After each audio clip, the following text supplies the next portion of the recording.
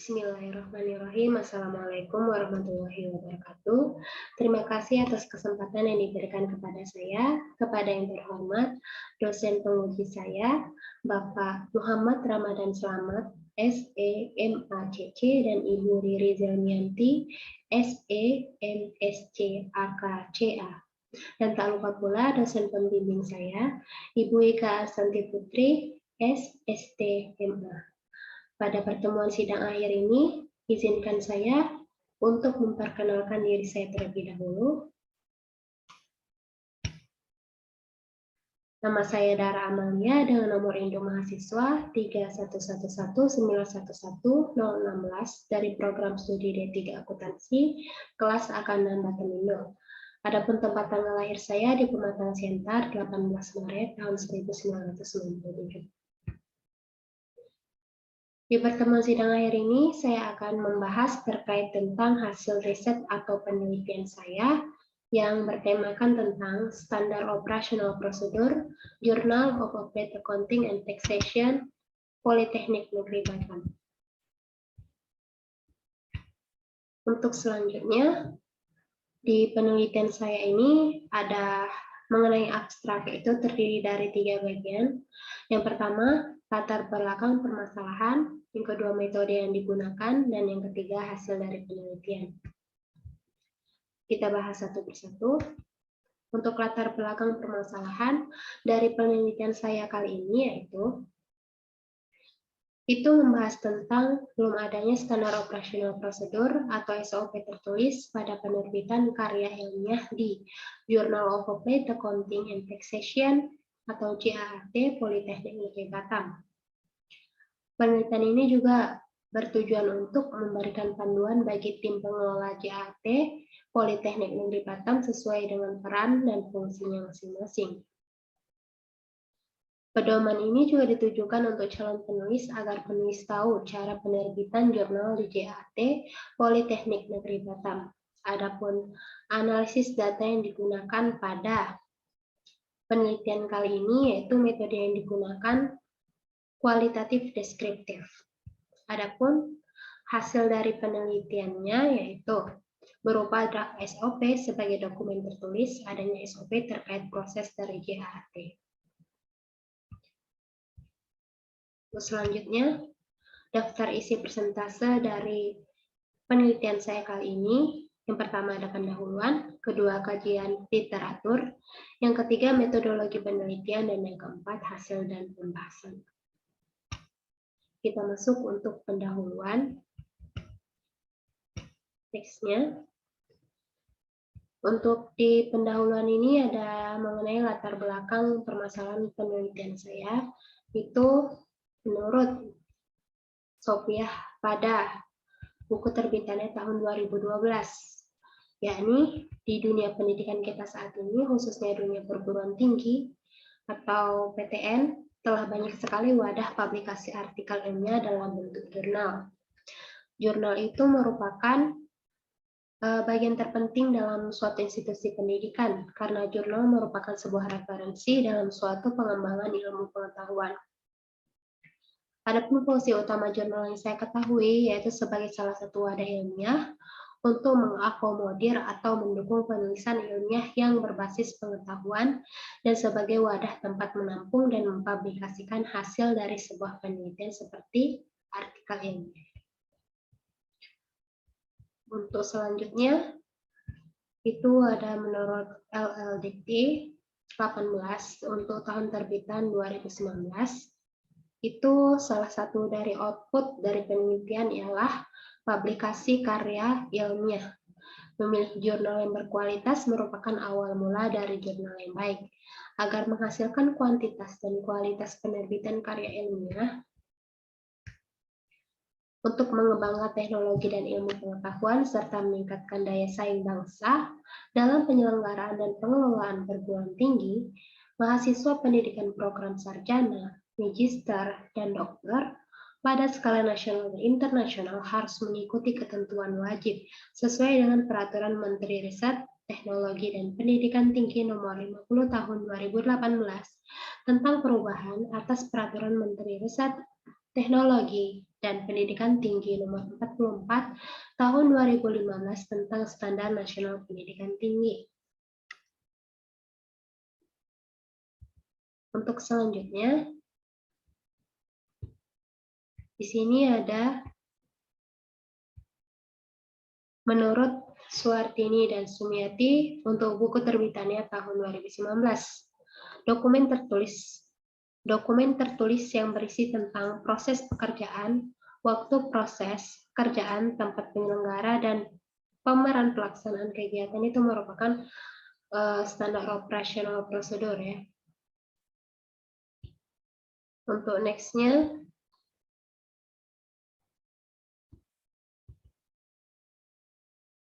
untuk pentingnya manfaat dari SOP bagi Journal of Applied Accounting and Taxation itu, yaitu meningkatkan mutu akreditasi perguruan tinggi melalui pengelolaan jurnal ilmiah, dan menjamin terpublikasinya hasil penelitian dalam bentuk jurnal ilmiah. Maka dari itu, perlu untuk pembuatan SOP tertulis pada penerbitan karya ilmiah di JAT, agar risiko untuk menjaga mutu dari artikel atau publikasi pada jurnal tetap terjaga dengan baik dan memudahkan dalam pelaksanaan pekerjaan dalam kegiatan yang dilakukan oleh pengelola JAT. Proses penerbitan dapat berjalan tidak efektif jika tidak adanya SOP. Untuk selanjutnya, kita masuk ke kajian literatur. Kajian literatur ini terdiri dari dua, yaitu jurnal ilmiah dan standar operasional prosedur. Untuk kajian literatur tidak hanya dua, ada tujuan SOP juga, manfaat standar operasional prosedur, tahapan pembuatan SOP, akreditasi jurnal ilmiah, dan referensi utama standar penerbitan karya tulis ilmiah di jurnal. Kita bahas satu persatu. Untuk jurnal ilmiah menurut Surya Putro, Riyadi, dan Ali pada buku terbitannya tahun 2012, bahwasanya jurnal ilmiah itu merupakan majalah penerbitan berupa KTI atau karya tulis ilmiah yang memiliki data dan informasi serta ditulis sesuai dengan pedoman penulisan ilmiah dan diterbitkan secara berkala. Dan bagi masyarakat ilmiah disiplin ilmu, jurnal ilmiah merupakan forum komunikasi bagi mereka. Oleh karena itu, jurnal ilmiah harus menyajikan artikel sesuai dengan minat dan kepentingan tertentu karena dibaca oleh anggota masyarakat tertentu. Selanjutnya, ada pengertian standar operasional prosedur menurut Suhartini dan Sumiati pada buku terbitannya tahun 2019. yakni rangkaian pelaksanaan pekerjaan, baik itu dari segi tempat pekerjaannya, cara melakukan pekerjaannya, waktu pelaksanaan pekerjaan, dan orang yang terlibat dalam pekerjaannya. Untuk selanjutnya, tujuan SOP menurut Rosalin pada buku terbitannya tahun 2017 itu terdiri dari 6 poin. Kita bahas satu persatu. Itu yang pertama, ada konsistensi. Konsistensi ini merupakan pengetahuan mengenai standar kerja yang telah ditetapkan, sehingga kemampuan menjalankan tugas dan meningkatkan kinerja pelaksana dalam tim kerja itu merupakan salah satu dari konsistensi dalam SOP. Selanjutnya, ada kejelasan tugas. Kejelasan tugas dalam standar operasional prosedur ini yaitu pelaksana mampu memahami peran dan fungsi pada posisinya masing-masing dalam organisasi. Yang ketiga, kejelasan tahapan, yaitu mempertegas alur tugas dari tiap pekerjaan, wewenang dan tanggung jawab dari setiap pelaksana pekerjaan. Untuk yang keempat, ada meminimalisasi kesalahan. Dengan kejelasan tugas, maka seseorang, pelaksana, atau pegawai dalam suatu instansi dapat meminimalisasi kesalahan, kegagalan, dan keraguan dalam pekerjaannya. Untuk selanjutnya adalah lebih efisien. Lebih efisien yang dimaksud ini yaitu aktivitas yang dilakukan pelaksana dengan cepat, cermat, dan tepat sesuai dengan tujuan atau hasil yang akan diraih merupakan efisiensi pada standar operasional prosedur.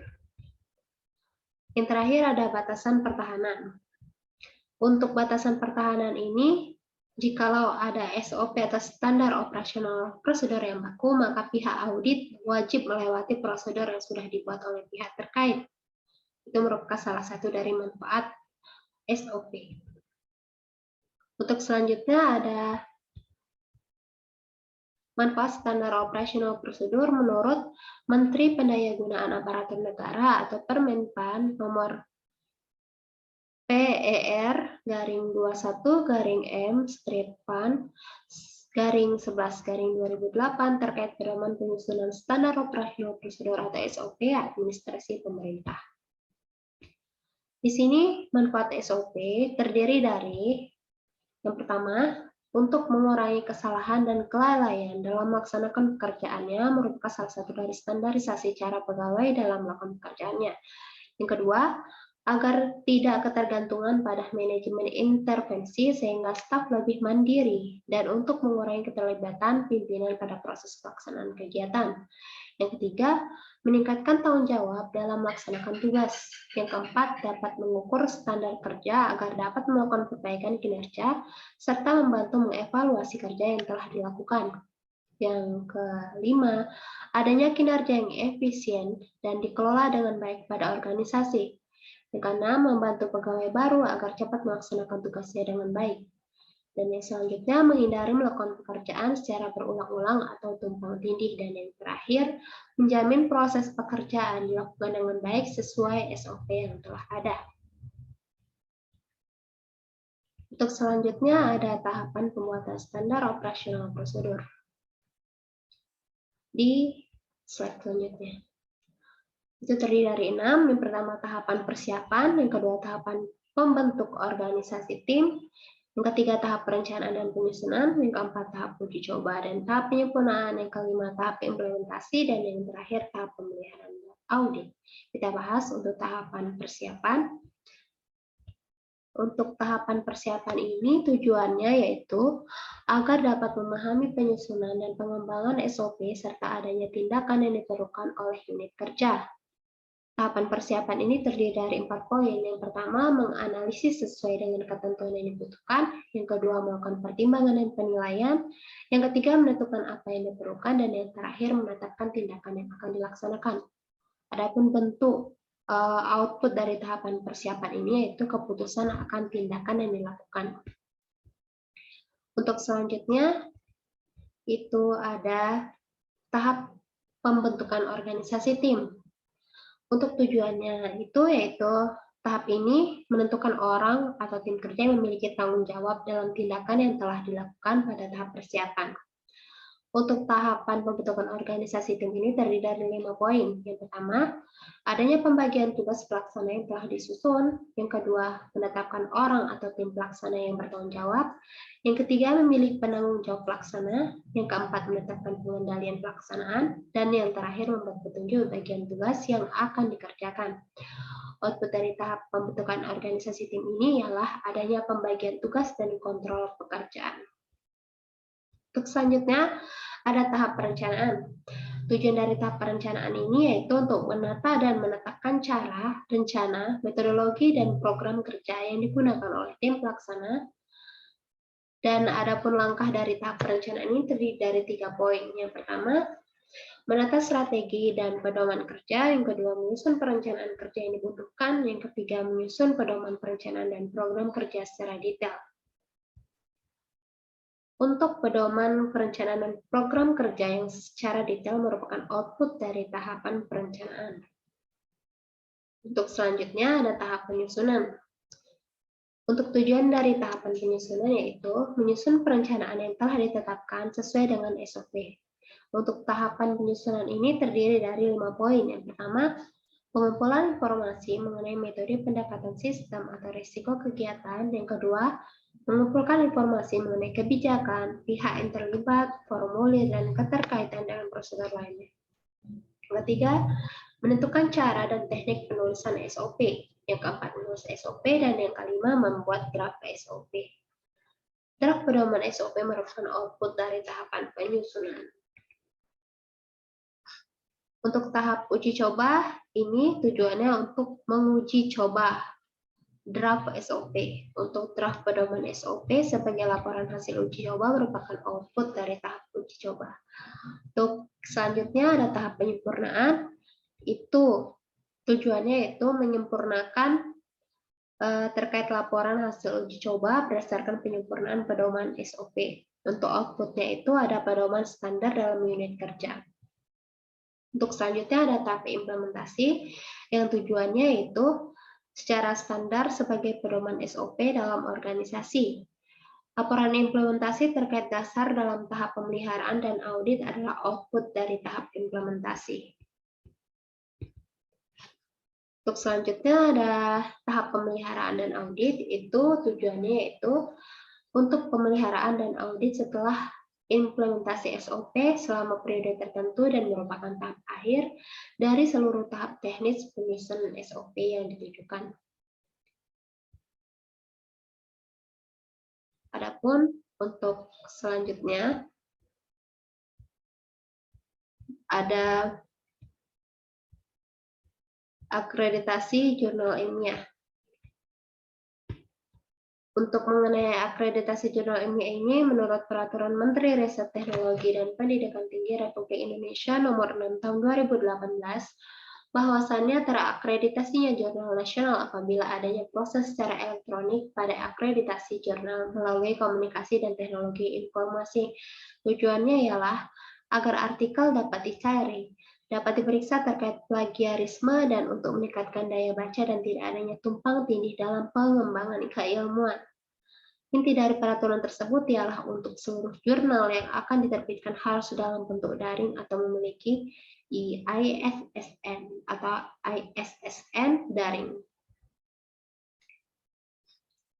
Di sini ada hasil akreditasi jurnal ilmiah itu terdiri dari beberapa peringkat jurnal. Ada terakreditasi A, B, adapun peringkat 3 itu disebut sebagai Sinta 3 atau S3, peringkat 4 Sinta 4 atau S4, dan peringkat 5 Sinta 5 atau S5, dan peringkat 6 ada Sinta 6 atau S6. Untuk selanjutnya ada referensi utama standar penerbitan karya tulis ilmiah di jurnal. Tujuan dari adanya sitasi dan pengutipan yang dilakukan oleh penulis guna memperkaya ide pokok terkait tema dan subjek pada artikel.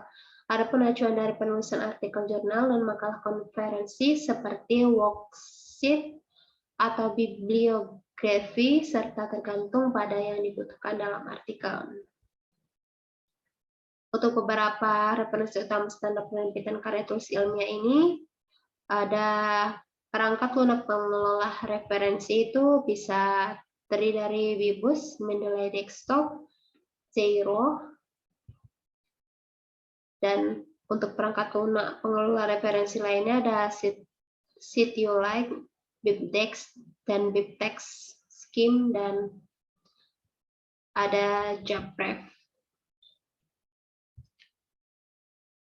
Untuk next slide, kita masuk ke metodologi penelitian. Itu terdiri dari objek penelitian, data dan sampel, serta pengumpulan data. Untuk objek penelitian sendiri, saya melakukan penelitian di Prodi D3 Akuntansi Manajemen Bisnis Politeknik Negeri Batam yang berada di Jalan Ahmad Yani, Teluk Tering, Batam Center, Kecamatan Batam Kota, Kota Batam, Kepulauan Riau dengan kode pos 29461. Untuk data dan sampel itu dari wawancara secara online kepada editor-in-chief atau editor utama dari JAAT itu sendiri. Ini merupakan jenis data primer yang digunakan oleh peneliti. Wawancara yang saya gunakan itu bersifat interview bebas atau interview yang tidak terstruktur. Peneliti hanya menanyakan poin penting dalam permasalahan yang sedang digali dalam penelitiannya. Untuk selanjutnya, ada metode pengumpulan data, itu saya menggunakan metode observasi dan wawancara. Untuk next slide, ada metode analisis data. Metode analisis data yang digunakan adalah metode analisis data kualitatif deskriptif. Adapun di sini alur dari ataupun langkah-langkah dari metode analisis data kualitatif deskriptif yang saya gunakan dari melakukan wawancara awal kepada editor in chief, yang kedua membuat draft SOP, yang ketiga merevisi draft SOP sesuai FGD. FGD-nya tidak digunakan hanya untuk wawancara kepada editor in chief saja. Yang selanjutnya melakukan approval SOP. Untuk yang selanjutnya membuat video proses submission untuk author dan review untuk reviewer. Untuk hasil dan pembahasan, ini contoh dari alur SOP yang sudah saya buat. Hasil dan pembahasan ini terkait dengan pembuatan draft SOP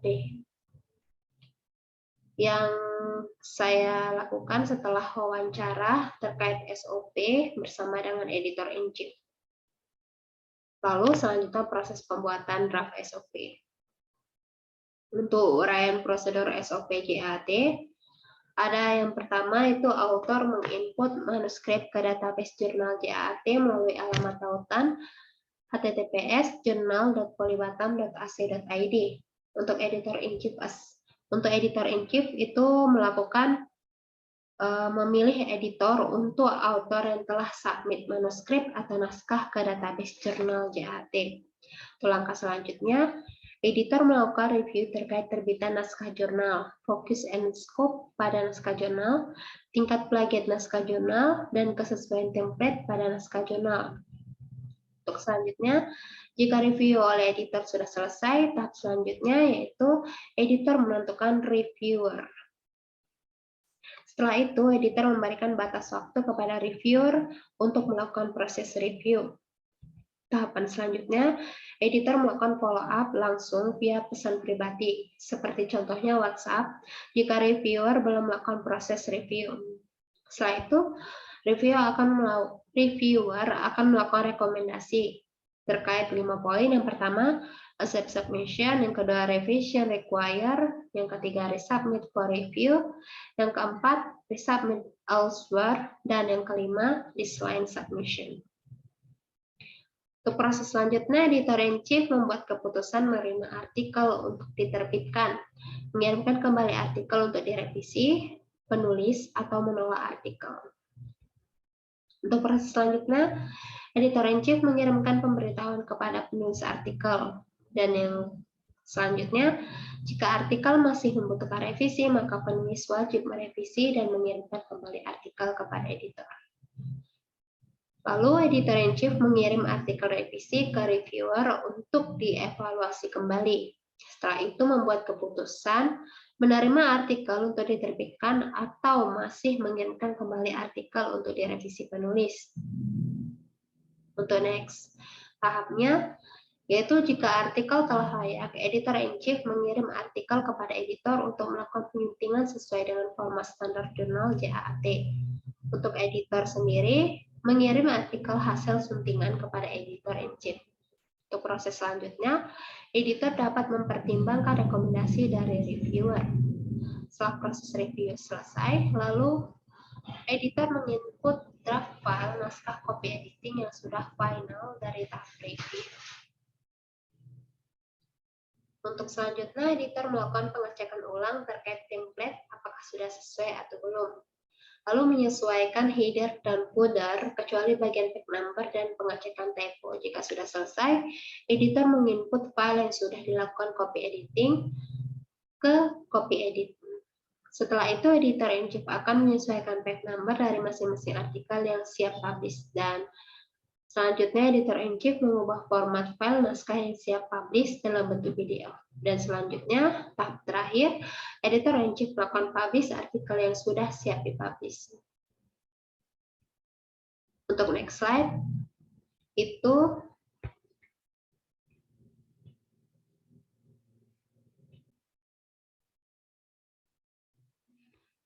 untuk selanjutnya, proses sudah selesai, maka masuk kesimpulan. Kesimpulan yang saya dapat itu dari hasil penelitiannya, yaitu bahwasannya Journal of Public Accounting and Taxation Politeknik Negeri Batam itu memerlukan aturan baku seperti SOP tertulis sebagai pedoman untuk anggota pengelola JAT itu sendiri dan penulis yang akan mensubmit artikel mereka ke JAT. Pedoman ini juga ditujukan kepada calon penulis agar penulis tahu tentang cara penerbitan jurnal di Journal of Public Accounting and Taxation Politeknik Negeri Batam.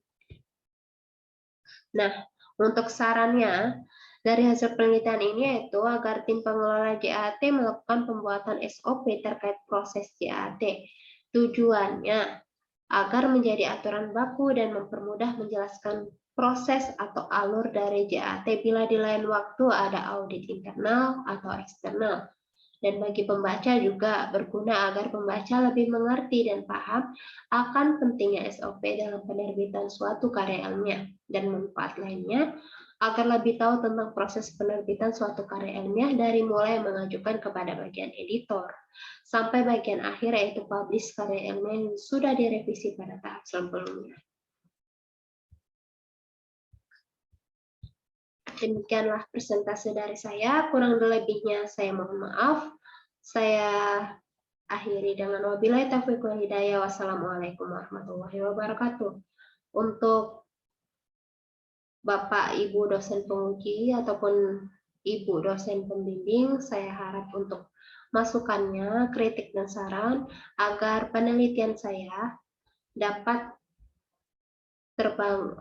dapat menjadi lebih baik lagi dan membangun penelitian selanjutnya. Terima kasih. Selamat pagi. Wassalamualaikum warahmatullahi wabarakatuh.